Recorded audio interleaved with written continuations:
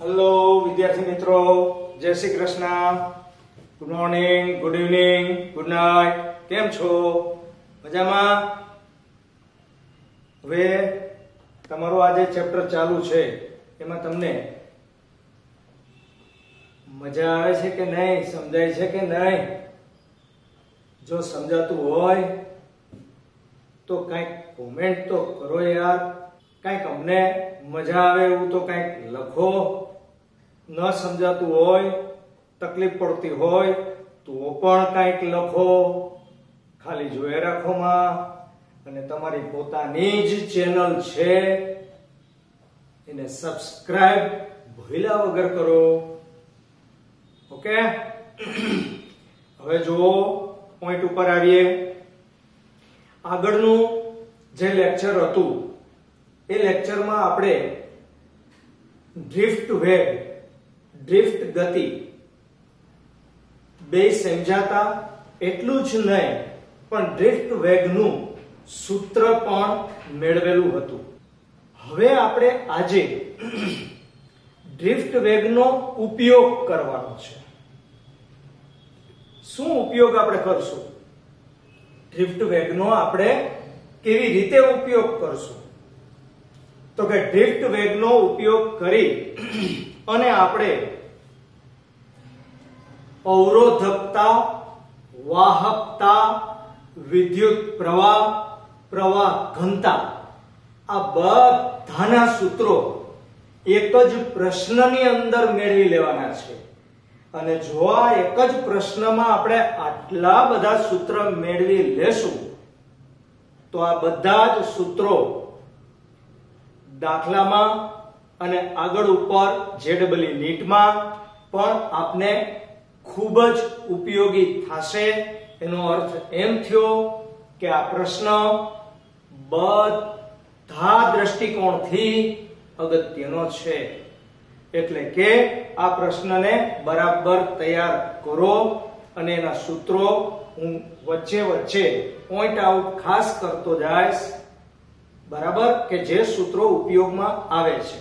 હવે આપણે પ્રશ્ન ઉપર આવીએ કે ડ્રિફ્ટ વેગનો ઉપયોગ કરી, એટલે કે આપણે ડ્રિફ્ટ વેગના સૂત્રનો ઉપયોગ કરવાનો છે. Vd E/E/m τ અથવા t, બે માંથી બોલવામાં કશો વાંધો નથી, પણ થોડો t, ટોર્ક જેવો t આવે કે જેને રિલેક્સેશન સમય કહેવાય. ઓલરાઈટ વિદ્યાર્થી મિત્રો, ઓકે. અવરોધકતા ρ m/n/e² t સૂત્ર મેળવો. બધાની ઓળખ અડધાની તો તમને ખબર છે. ρ એટલે અવરોધકતા, m એટલે ઇલેક્ટ્રોનનું દળ, કારણ કે ભાગનાર, ગતિ કરનાર ઇલેક્ટ્રોન છે. n એટલે એકમ કદમાં ઇલેક્ટ્રોનની સંખ્યા. કેવા કદમાં? એકમ કદમાં. યાદ રાખજો, ખાલી ઇલેક્ટ્રોનની સંખ્યા નથી, એકમ કદમાં ઇલેક્ટ્રોનની સંખ્યા છે. પછી દાખલા ગણતી વખતે આ શબ્દ સંખ્યા ઘનતા એવું પણ લખેલું જોવા મળે. બેનો મતલબ એક જ છે. તો એકમ કદમાં પસાર થતા સમાયેલા રહેલા ગતિ કરતા ઇલેક્ટ્રોનની સંખ્યા, ઈ ઇલેક્ટ્રોનનો વિદ્યુત ભાર, અને આ τ અથવા t એ રિલેક્સેશન સમય. હવે આપણે સૂત્ર મેળવવાનું છે. તો સૂત્ર મેળવતી વખતે ધ્યાન આપો, તમારી પાસે આકૃતિ છે. આકૃતિમાં મેં એક સુવાહક નળાકાર દર્શાવેલો છે. સુવાહક નળાકાર નું આડછેદનું ક્ષેત્રફળ કેપિટલ A છે. બધા જ આડછેદ સરખા છે. તેની સાથે મેં બેટરી જોડેલી છે. બેટરીનો ઋણ છેડો આ બાજુ, ધન છેડો આ બાજુ. તો આ બાજુની સાઈડ ધન, આ બાજુની સાઈડ ઋણ. તો વિદ્યુતનું ક્ષેત્ર ધન થી ઋણ તરફ, એટલે કે આ બાજુથી આ બાજુ તરફ.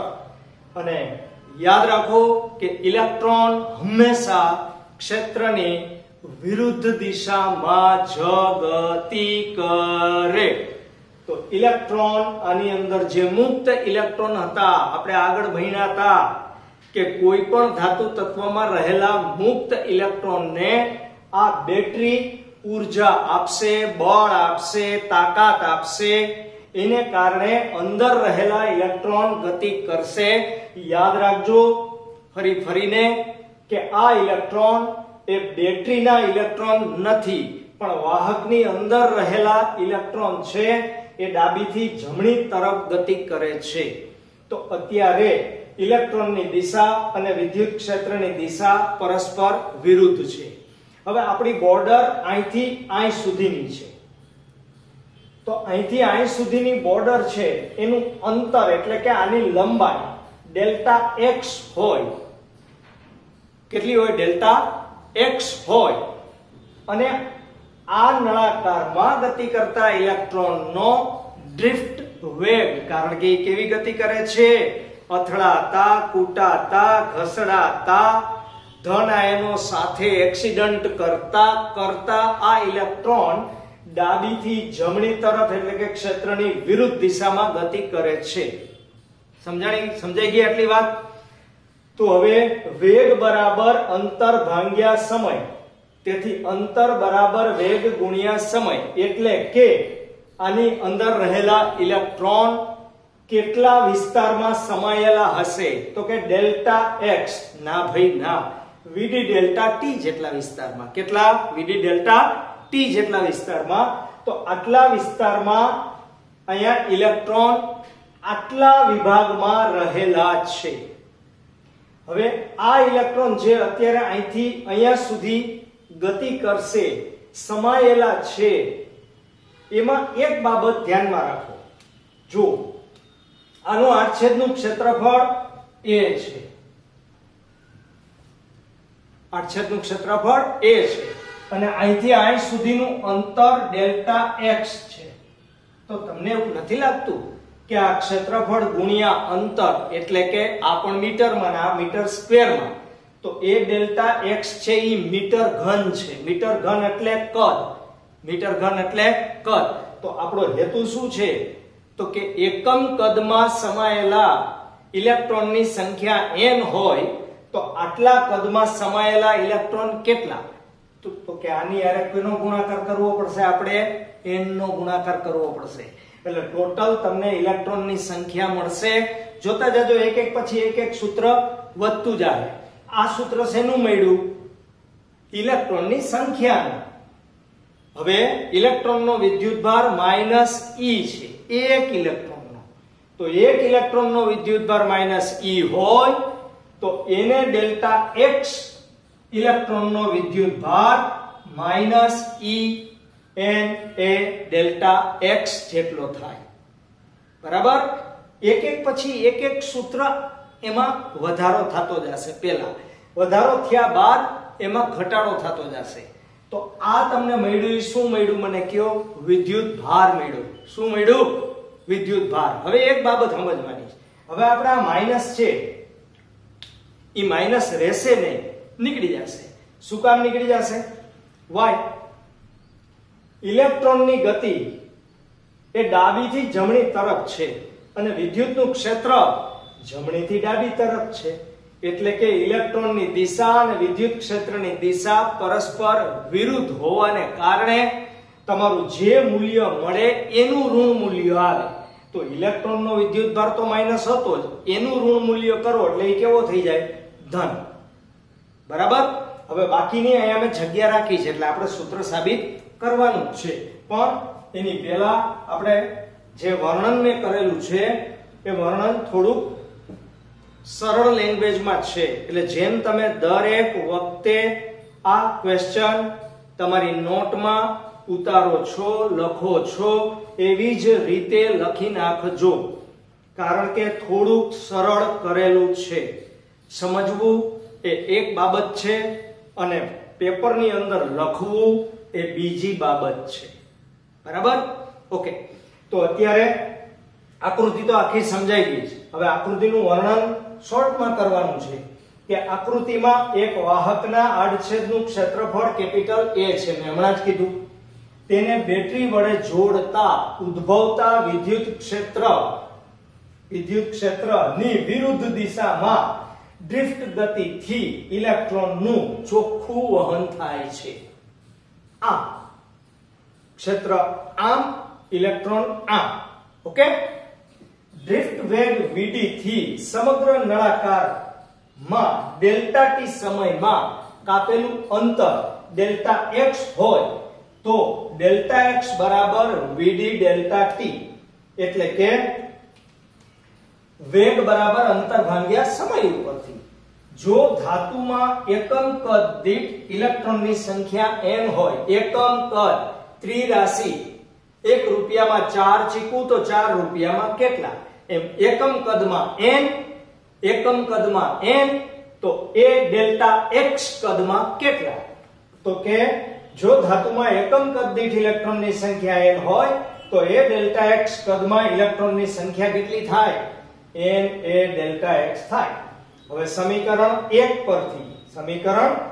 પરથી ડેલ્ટા x ની કિંમત આપણે આની જગ્યાએ મૂકી દઈએ. જો vd ડેલ્ટા t છે, દરેક ઇલેક્ટ્રોન, હવે આપણે વિદ્યુતભાર લખવાનો, યાદ રાખજો આ કઈ ભૌતિક રાશિ આવી, તો કે આ ઇલેક્ટ્રોનની માત્ર સંખ્યા આવી. હવે આપણે દરેક ઇલેક્ટ્રોન -e જેટલો વિદ્યુતભાર ધરાવતો હોવાને લીધે ડેલ્ટા t સમયમાં આ ક્ષેત્રફળમાંથી જમણી બાજુ પસાર થતો કુલ વિદ્યુતભાર કેટલો થાય, તો કે q બરાબર -e એને vd ડેલ્ટા t જેટલો થાય. કારણ કે મેં કેના વડે ગુણી નાખ્યા, e વડે. એક ઇલેક્ટ્રોનનો વિદ્યુતભાર e, તો એને vd ડેલ્ટા t ઇલેક્ટ્રોનનો વિદ્યુતભાર -e એને vd ડેલ્ટા t થાય. ત્રિરાશિ છે, પરંતુ વિદ્યુત ક્ષેત્ર અને ગતિ કરતા વિદ્યુતભારો પરસ્પર કેવી દિશામાં છે, વિરુદ્ધ દિશામાં છે. તેથી સમીકરણ 3 ના ઋણ મૂલ્ય બરાબર થાય. એટલે 3 નું ઋણ મૂલ્ય, તો આ ઋણ છે એનું ઋણ મૂલ્ય એટલે શું થઈ જાય, ધન. ઓકે, હવે હું સાબિત કરું છું અહીંયા, ધ્યાનથી બરાબર જુઓ. હવે આનું એક સાથે હું બે ક્રિયા કરવા માંગુ છું, એટલે બરાબર સાદું રૂપમાં ધ્યાન આપજો કોની જગ્યા ઉપર હું શું મૂકું છું. આ માઈનસ ના પ્લસ થઈ જશે, રેડી, આ માઈનસ ના પ્લસ થઈ જશે અને આ q છે એની જગ્યાએ શું આવશે, i ડેલ્ટા t મુકાઈને શું મુકાય, i ડેલ્ટા t, કારણ કે i બરાબર q upon t, delta q upon delta t. તો આ વિદ્યુતભાર છે એની જગ્યાએ હું શું મૂકી દઉં છું, i ડેલ્ટા t બરાબર plus e n a vd delta t. સમીકરણના નંબર આપવામાં કોઈ પ્રોબ્લેમ નથી, આપતા જ જવાના, બરાબર. પણ એની પહેલા આનું સાદુરૂપ આપો તો ડેલ્ટા t તો ઉડી જાય, અને હારે આપણે આ vd ની કિંમત એ મૂકવાની, પણ એ આપણે પછી મૂકીએ. એની પહેલા આપણે કોને ઉડાડી દઈએ, આપણે કોને ઉડાડી દેશું ભાઈ, આ ડેલ્ટા t બે ગયા તો શું આવશે, i બરાબર n a e vd. આ સૂત્ર પણ તમારે કામનું છે, મતલબ કે આને આપણે નંબર આપી દઈએ.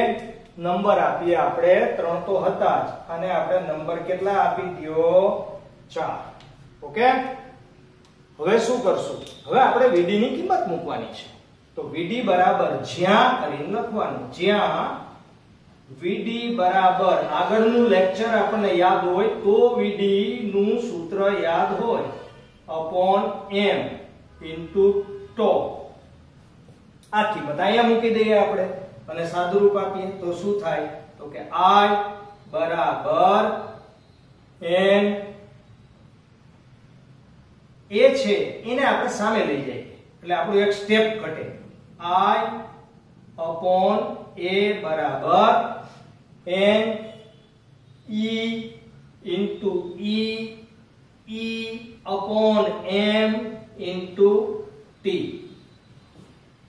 હવે i upon a બરાબર શું છે, પ્રવાહ ઘનતા, એકમ ક્ષેત્રફળમાંથી દરેક બિંદુ આગળથી વહેતો વિદ્યુત પ્રવાહ, બરાબર. તો j બરાબર શું થશે, n e square T/m into E થાય.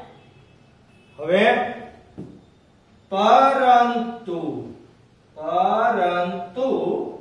J બરાબર sigma into E. Who is sigma? વાહકતા. સિગ્મા એટલે વાહકતા. તો આની જગ્યાએ તમે મૂકી દો તો શું થશે? સિગ્મા into E બરાબર ne² T/m into E. તો શું થશે? બે બાજુથી E કેન્સલ, અને જો E કેન્સલ થઈ જાય તો શું બચે? તો કે આપણે જોતું હતું એક સૂત્ર મળી જાય. તેથી સિગ્મા બરાબર ne² T/m. આ સૂત્ર પણ અગત્યનું જ સૂત્ર છે, અને આપણે સમીકરણ નંબર 5 આપી દઈએ. આ સૂત્ર વાહકતાનું છે. કેનું છે? વાહકતાનું. હવે તમને અહીંયા પ્રશ્નમાં અવરોધકતા પૂછી. હવે એવું જરૂરી નથી, એક્ઝામમાં ઘણી વખત વાહકતાનું સૂત્ર પૂછી નાખે તો આપણે અહીં સુધી કરવાનું, પણ જો અવરોધકતા પૂછે તો સિમ્પલ છે. પરંતુ sigma is equal to 1/ρ. Alright, તો 1/ρ અહીંયા મૂકી દો તો શું થશે? ઉલટું કરી નાખીએ ને, એટલું તો સમજાય ને.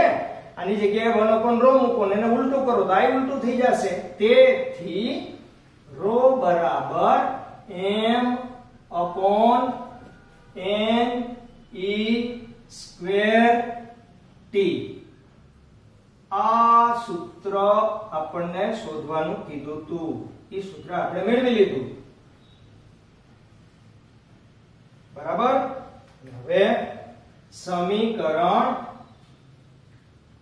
6 એ કેનું સૂત્ર છે? અવરોધકતાનું સૂત્ર છે. હવે તમને 3 અથવા 4 માર્કની અંદર સામાન્ય રીતે 3 માર્કનો આ પ્રશ્ન ગણાય. હવે આ સૂત્ર મળ્યા પછી આની અંદર આપણે ઘણું બધું સમજવાનું છે. ઘણું બધું મતલબ કે આનો એક અલગ પ્રશ્ન, આ સૂત્ર ઉપરનો એક અલગ પ્રશ્ન પણ તમને 2 માર્કમાં પૂછી શકાય. બરાબર. તો એ આપણે આના પછીના ક્વેશ્ચન તરીકે ભણશું. ઓકે. તો હું અત્યારે સાઈડમાં જાઉં છું કે જેથી કરીને આ એને લખી શકો. ઓકે. આપણે આના પછીનો ક્વેશ્ચન ભણવાનો છે. ઓલરાઈટ. હા, તો જુઓ પ્રશ્ન આપણે હમણાં સાબિત કર્યું, જે સૂત્ર એના ઉપરનો જ પ્રશ્ન છે. થોડી બાબત આપણે અંદરની સમજવાની છે. સૂત્ર લખવું એની પહેલા એક બાબત લખી દઉં છું કે ધાતુ અથવા તો વાહક નું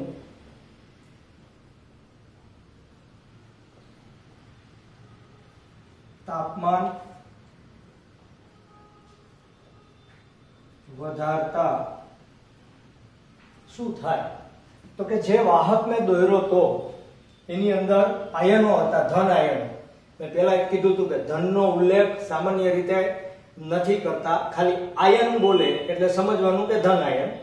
વધારતા આયનો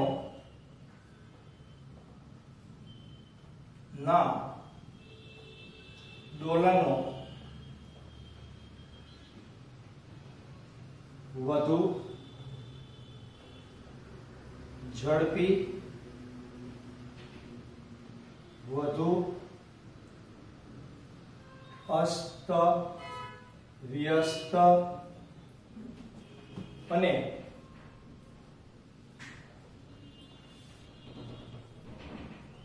ખૂબ જ મોટા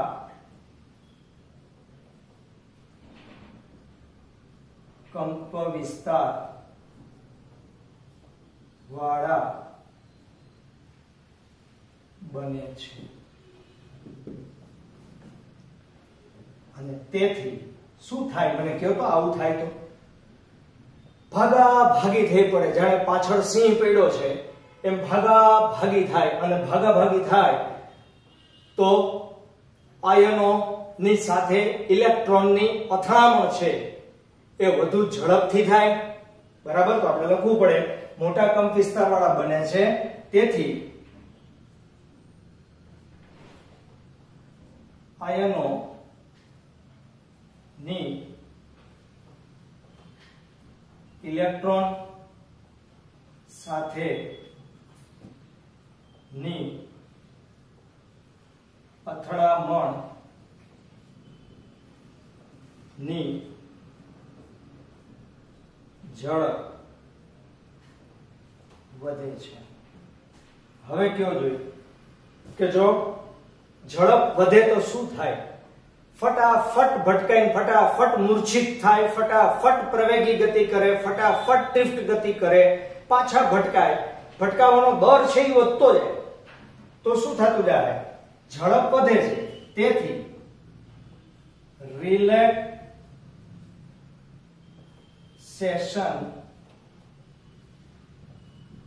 સમય ટો અથવા ટી શું થાય છે ઘટે છે અને ટી ઘટે તો હવે આપણું સૂત્ર છે ρ is equal to m/n/e square T મુજબ ટી શું થાય છે ઘટે તેથી જો આ વ્યસ્ત પ્રમાણ છે તેથી ρ વધે છે પરંતુ વાહકતા સિગ્મા બરાબર n/e square T upon m છે એટલે કે અહીંયા સિગ્મા છે એ ટી ના કેવા છે સમપ્રમાણમાં છે તેથી ટી ઘટે તો શું થશે વાહકતા ઘટે છે એટલે કે વાહકતા છે એ રિલેક્સેશન સમયના સમપ્રમાણમાં છે અને અવરોધકતા છે એ રિલેક્સેશન સમયના વ્યસ્ત પ્રમાણમાં છે ઓકે આ પ્રકરણ બાળકો એટલા માટે વધારે અગત્યનું છે કે આ એક જ ચેપ્ટરમાંથી મિનિમમ 4 થી 5 પ્રેક્ટિકલ આવે છે અને હું એવા પ્રયત્નમાં છું કે તમને ચાલુ વિડિયો લેક્ચરની અંદર જ્યારે પ્રેક્ટિકલની બાબત આવશે ત્યારે એમાં જ હું સમજાવવાનો પ્રયત્ન કરીશ બરાબર છે એટલે વિડિયો લેક્ચર ખાસ જોતા જાજો એટલે ત્રીજું ચેપ્ટર છે એ તમારું વધુ કન્સેપ્ટ એના ક્લિયર થાય બોર્ડની રીતે જેડબલી નીટની રીતે બધા દ્રષ્ટિકોણથી ઘણું જ અગત્યનું ચેપ્ટર છે ઓકે તો આજે બાળકો આટલું જ હું વધારે મોટા લેક્ચર લેતો નથી એટલા માટે કે તમે થાકી જાઓ જાજી બધી વાર મોબાઈલમાં જોઈને બરાબર એટલે નાના લેક્ચર લઉં છું પણ રોજ તમને લેક્ચર મોકલું છું ખાસ ચેનલને સબસ્ક્રાઇબ જે લોકો જુએ છે એ કરી નાખજો કે જેથી કરીને રેગ્યુલર તમને આ લેક્ચર બધા મળતા આવે અને એમાં કંઈક અગત્યની બાબત હોય એ આપણને જાણવા મળે ઓલરાઈટ ચાલો આજે આટલું જ બાળકો જય શ્રી કૃષ્ણ